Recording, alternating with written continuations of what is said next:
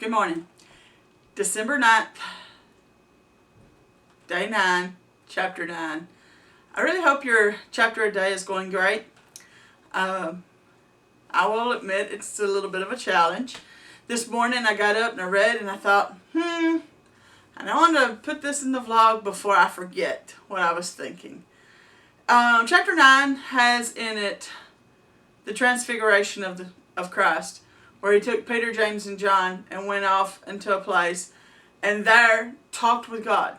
And the Bible says is basically the way he looked changed.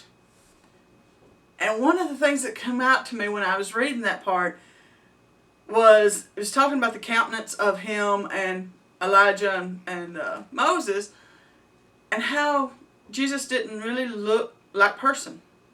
Because it says that he changed, his appearance changed. And I thought, well, of course it had to change, because he was in the presence, full presence of God with Elijah and Moses, talking about what was to come, which was his crucifixion. That was the thought that hit me when I read that section this morning. For a moment there, Jesus became all spirit. Now we say, we know we have a flesh, a spirit, and a soul. The triune being that is us.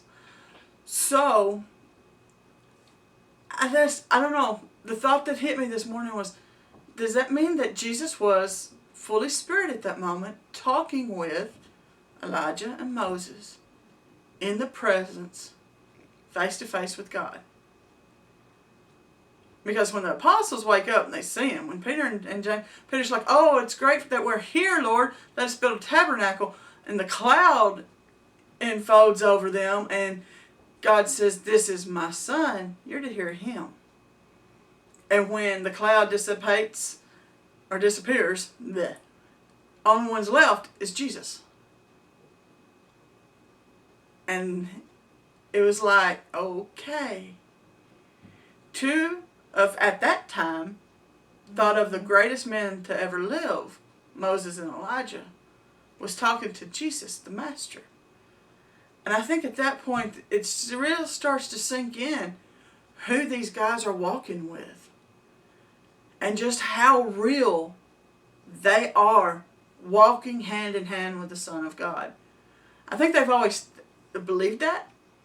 But that, to me, that's what it spoke to me, that at that moment, that second, they're like, oh, wow, God just talked to us. And this is his son. And, okay, wow. Because I know that's probably what I would have thought if I'd have been Peter, James, and John. I'd been sitting there going, okay, this isn't just any, okay. Reality check. To bring back the full power of the knowledge that this was truly the Son of God. Even though they seen countless miracles, even though they saw everything else, these guys came face to face with the true Jesus, the Son of God, the God in the flesh that they had looked for centuries. And I think that from that point on, I think that's when things started shifting for them. It sure would have me if I'd have been there. But that's the part that's always touched my thoughts and my spirit when I read it. Is at that moment, that's when I would have gone, okay, all the miracles would have said, yes, this is the Son of God. But that one instance, I think, would have changed the world for me. And I think it probably did them. That's what they would later go on and share with the world. And that's what we are to share with the world.